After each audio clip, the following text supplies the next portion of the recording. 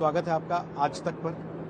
असम के चुनाव के लिए आप प्रचार करने जा रहे हैं। बीजेपी ने अपने संकल्प पत्र में कहा है कि कैबिनेट की पहली मीटिंग होगी तो सीएए लागू करने का फैसला लेंगे। ये बंगाल के लिए आया, क्या असम के लिए भी संकल्प पत्र में सीएए लागू करने की टाइमलाइन आएगी? मैं समझता हूं कि हम पूरी सावधानी बरतेंगे कि किसी भी सूरत में जो असम की एक पहचान है, जो आइडेंटिटी है, वो किसी भी सूरत में प्रभावित न होने पाए। यह हमारा प्रयास होगा और वहाँ की जो सभ्यता संस्कृति है वह और अधिक मजबूत हो, असम की पहचान मजबूत हो, यह हम लोगों की तरफ से भरपूर कोशिश होगी। जो भी करना होगा हम लोगों को विश्वास में लेकर ही करेंगे। असम के लोगों अभी तय नहीं किया कि वहां सीएए को लेकर बातें उस तरीके से जोरदार ढंग से कहनी है। कुछ लोगों के द्वारा इस सीएए को लेकर जो है एक गलतफहमी लोगों के अंदर पैदा की जा रही है, तो लोगों को एक विश्वास में लेकर ही कदम उठाना मैं समझता हूं कि यह उचित होगा। इसी चीज को लेकर विपक्ष आपको घेर रहा है कि आपको बैलेंसिंग एक्ट करना पड़ रहा है बंगाल असम के बीच में, क्या वाकई ऐसा है? नहीं, बैलेंसिंग एक्ट नहीं। कभी भी हमारी सरकार का यह उद्देश्य नहीं हो सकता है कि किसी भी राज्य की आइडेंटिटी प्रभावित हो, हम कभी नहीं चाहेंगे।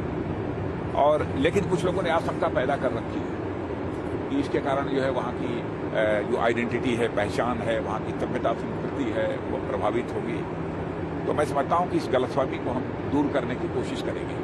ऐसा क्या हुआ कि पिछले 1-1.5 साल में सीएए एनआरसी को लेके असम से ही जो चीजें खड़ी हुई थी, अब उसी असम में उन बातों को कहने में या उन पर चर्चा करने में पार्टी को हिचक हो रही है? मैंने कोई संकोच नहीं है, कोई संकोच नहीं है। मैंने तो मात्र इतना ही कहा है कि जो भी हमको करना होगा वहां के लोगों को विश्वास में लेकर ही हम करेंगे। जो लोगों की गलतफहमी है उसको हम दूर करने की पूरी कोशिश करेंगे। हिमंता बिस्वा शर्मा का बयान है, उन्होंने कहा कि असम में एनआरसी और सीएए डिस्कोर्स में नहीं है।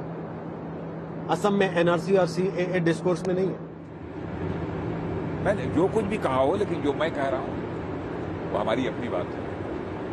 क्या आप जब असम में बातें करेंगे, प्रचार के लिए जाएंगे, उसमें सीएए का जिक्र होगा या फिर अब सीएए बैक सीट पर है? असम अब देख लेंगे, वहां पर जैसी स्थिति बनेगी, जहां आवश्यक होगा वहां इसके संबंध में चर्चा करेंगे।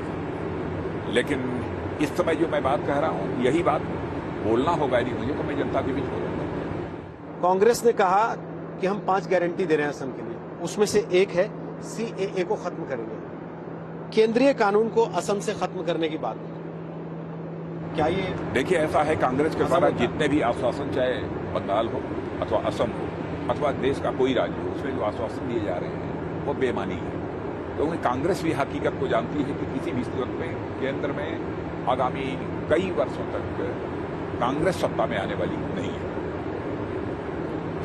यह तो आम जनता को गुमराह करने की एक कोशिश है कांग्रेस की तरफ से। और मेरा यह मानना है कि जनता की आंखों में धूल झोंक कर कभी भी किसी राजनीतिक पार्टी को अथवा राजनेता को नहीं करनी चाहिए। राजनीति यदि करनी चाहिए तो जनता की आंखों में आंख डालकर राजनीति करनी चाहिए। विश्वास का संकट किसी भी सूरत में किसी राजनीतिक पार्टी को नहीं पैदा करना चाहिए, क्योंकि ऐसा मैं मानता हूं कि इसके पहले जिस प्रकार की राजनीति कुछ समय के लिए हुई है, उसमें राजनीतिक पार्टियों की कथनी और करनी में, वर्ड्स और डीड्स में अंतर होने के कारण भारत की राजनीति और भारत के नेताओं के प्रति अब टू सम एक्सटेंट किसी हद तक एक विश्वास का संकट, क्राइसिस ऑफ क्रेडिबिलिटी पैदा हुई है। भारतीय जनता पार्टी देश की एक ऐसी राजनीतिक पार्टी है जिसने भारत की राजनीति में पैदा हुए इस विश्वास के संकट को, इस क्राइसिस ऑफ क्रेडिबिलिटी को चुनौती के रूप में स्वीकार किया है। हम जो कहेंगे वो हम करेंगे। ये चुनाव क्रेडिबिलिटी का चुनाव है, ये चुनाव मुद्दों का चुनाव है, या पिछला 1 साल जो पूरे देश ने देखा है, महसूस किया है, उससे बाहर निकलने का और उससे आगे बढ़ने की दिशा में एक सपना बेचने का चुनाव? सपना बेचा नहीं जाता। जो बातें रखी जाती हैं, जो स्वप्न दिखाए जाते हैं, उस स्वप्न को पूरा करना यह राजनीतिक पार्टी की जिम्मेदारी होती है। और आपने देखा होगा केंद्र में भी हमारे प्रधानमंत्री मोदी जी के नेतृत्व में जो सरकार बनी है, उसमें इलेक्शन मैनिफेस्टो जब तैयार हो रहा था, हम लोगों ने पूरी सावधानी बरती। वे ही सब सारे मुद्दे इलेक्शन मैनिफेस्टो में डाले जाने चाहिए जिन पर हम अमल कर सकें, इसे हम पूरा कर सकें, ये हम लोगों ने सावधानी बरती है। इतना ही नहीं, बल्कि 1951 में जब भारतीय जनसंघ के रूप में हमारी स्थापना हुई थी, उस समय जो हमारे मुद्दे थे, उन मुद्दों को भी हमने सरकार बनने के बाद, यानी संसद में क्लियर मेजॉरिटी पूरी होने पाने के बाद हम लोगों ने उसे पूरा किया। असम में जो बीजेपी की तरफ से बड़ी बात की जा रही है, जो स्थानीय नेता भाषण दे रहे हैं जाके, वो कह रहे हैं असमिया संस्कृति बनाम मियां कल्चर। क्या कांग्रेस और बदरुद्दीन अजमल के एक साथ आने के बाद बीजेपी को अपनी रणनीति पर पुनर्विचार करना पड़ा? देखिए, एयूडीएफ का जहां तक सवाल है, एयूडीएफ ने समाज को बांटकर बराबर जो है राजनीति की है। हमारा यह मानना है किसी भी राष्ट्रीय राजनीतिक पार्टी को ऐसी राजनीतिक पार्टियों के साथ समझौता नहीं करना चाहिए जो कि जाति, पंथ, मजहब के आधार पर राजनीति करती है। जो राजनीतिक पार्टियां इंसाफ और इंसानियत के आधार पर राजनीति करती हैं, उनके साथ गठबंधन करिए, हमको कोई आपत्ति नहीं। लेकिन ये कहना असमिया संस्कृति वर्सेस मियां संस्कृति, क्या ये आपको अल्पसंख्यक वोट से पूरी तरह काट नहीं देगा? नहीं, मैं देखिए, समाज का कोई भी वर्ग हो, हम किसी भी वर्ग से कोई नफरत नहीं करते हैं। मैं दो टूक शब्दों में कह देना चाहता हूं, जो भी भारत का नागरिक है, वह चाहे किसी भी जाति, पंथ और मजहब का क्यों न हो, हम सभी को समान नजरिए से देखते हैं।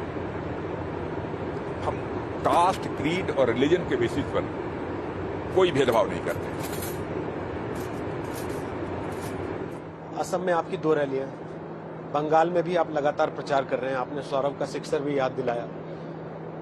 अब सवाल यह है कि बंगाल में खेला हो बे, या फिर जो प्रधानमंत्री कह रहे हैं कि जोर से छाप और अब की बार टीएमसी साफ?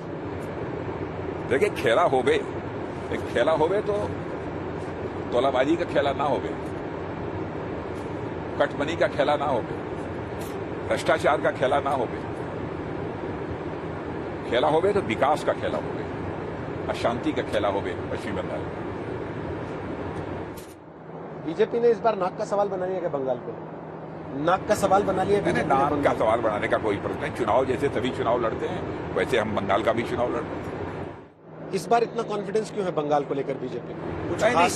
जन सामान्य में जैसा माहौल बना हुआ है और भारतीय जनता पार्टी के प्रति जन सामान्य में जो एक विश्वास और भरोसा निरंतर बढ़ता जा रहा है, और हमारे प्रधानमंत्री मोदी जी के प्रति भी इस प्रकार का विश्वास और भरोसा लोगों के अंदर पैदा हुआ है, और जो हम लोगों की सार्वजनिक सभाओं में जन सामान्य के रुझान देखने को मिल रहे हैं, उससे हम लोग पूरी तरह से आश्वस्त हैं कि बंगाल के चुनाव में इस बार भारतीय जनता पार्टी कहीं 200 से अधिक सीटों पर विजय प्राप्त कर सकती है।